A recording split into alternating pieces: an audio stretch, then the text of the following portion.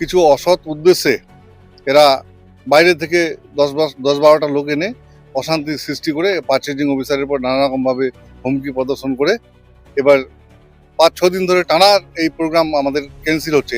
যারা ধান নিয়ে পৌঁছাচ্ছে এখানে এরা এগুলো বাস্তবে কৃষক। এই সমস্যাটার যে হচ্ছে এটা যেন শেষ হয়ে যায়, যেন আমাদের এখানে ধান কেনা হয়।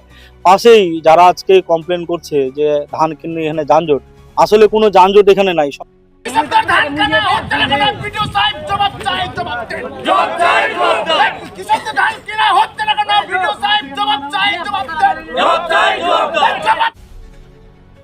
ধান কেনে বেচে ভোগান্তি, সিপিসির অনীহায় কৃষকদের বিক্ষোভ। রায়গঞ্জ ব্লকের বিন্দুলে সরকারি ধান ক্রয় কেন্দ্রে সিপিসি পারচেজ অফিসারের অনুপস্থিতিতে ধান বিক্রি না হওয়ায় চরম ভোগান্তিতে পড়লেন স্থানীয় কৃষকরা। সোমবার সকাল থেকে ভুটভুটি বোঝাই ধান নিয়ে হাজির হলেও দুপুর পর্যন্ত ক্রয় শুরু না হওয়ায় ক্ষোভ বাড়তে থাকে। কৃষকদের অভিযোগ, রাস্তার ধারে অস্থায়ীভাবে সিপিসি বসানো হলেও দীর্ঘদিন ধরেই অনিয়ম চলছে। কয়েকদিন আগে সেন্টার বন্ধ থাকার পর সাময়িকভাবে খুললেও এবার সরকারি প্রতিনিধির অনুপস্থিতিতে আবারও ধাক্কা খেল ধান কেনা বেচা। অপেক্ষার পর ক্ষুব্ধ কৃষকরা পথ অবরোধ করে বিক্ষোভ দেখান। কৃষকদের বক্তব্য, ধান বিক্রি বিলম্বিত হলে আর্থিক ক্ষতির মুখে পড়তে হয়। তাদের দাবি, দ্রুত স্থায়ী সমাধান না হলে বৃহত্তর আন্দোলনে নামবে। প্রশাসনের হস্তক্ষেপে যে সমস্যার সমাধান হবে, এমনই আশা স্থানীয় মানুষের।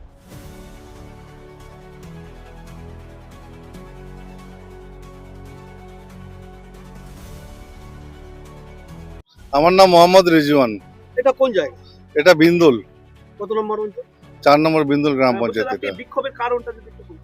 বিক্ষোভের কারণ হচ্ছে গত বছর সিপিসি সেন্টার আসার পর যখন জায়গা নিয়ে দ্বিমত হচ্ছিল, প্রশাসনের হস্তক্ষেপে এডিএ সাহেব ছিলেন, ডিসির নির্দেশে এডিএ সাহেব, থানা আইসি, বিডিও সাহেব, জয়েন্ট বিডিও সাহেব, আমাদের ভাটুল ফাঁড়ির ওসি এবং এলাকার সব কৃষক সবাই মিলে আলোচনার পর সর্বসম্মতিক্রমে আমাদের এই জায়গাটা পছন্দ করা হয়।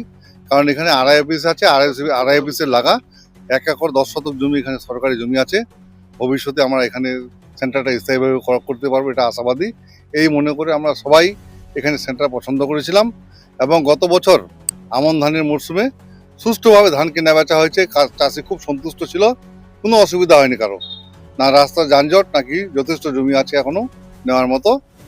আর এবারে ধান কেনা শুরু হয় যখন, গতবারে যারা বদমাশি করছিল, একটু ডিস্টার্ব দেওয়ার চেষ্টা করছিল, সেই লোকগুলো 4-5 জন 6 জন মানে কিছু অসৎ উদ্দেশ্যে এরা বাইরে থেকে 10-12টা লোক এনে অশান্তি সৃষ্টি করে পারচেজিং অফিসারের উপর নানা রকমভাবে হুমকি প্রদর্শন করে এবার 5-6 দিন ধরে টানা এই প্রোগ্রাম আমাদের ক্যান্সেল হচ্ছে। এরকম ভুটভুটিতে ধান আসতেছে, চাষিদের ধান এখান থেকে চলে যাচ্ছে।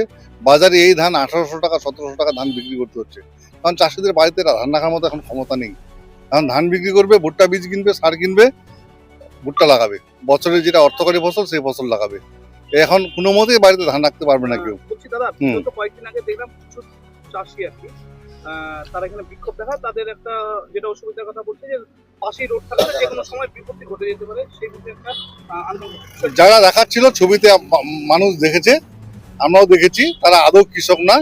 হ্যাঁ, তারা এই বিশৃঙ্খলা সৃষ্টি করে সেন্টারটা যেন বিন্দুল থেকে উঠে যায় এবং ফরেদের যেন সুবিধা করে দিতে পারে, যার জন্যই এই প্রয়াস চালাচ্ছে বারবার এরা। মূলত কি কি ক্ষতি হচ্ছে এই সমস্যাতে? প্রচুর হারে আর্থিক ক্ষতি হচ্ছে। আমরা চোখ দেখা যে ধান আমরা সরকারি সেন্টারে দিলে যে মূল্য পেতাম, তার চাইতে মিনিমাম 500 টাকা প্রতি কুইন্টালে আমরা কম পাচ্ছি। আমাদের মানবিক মুখ্যমন্ত্রী যেটা উদ্দেশ্য, কৃষকরা ন্যায্য মূল্য পাক ধানের, সেই জিনিসটা পাচ্ছে না।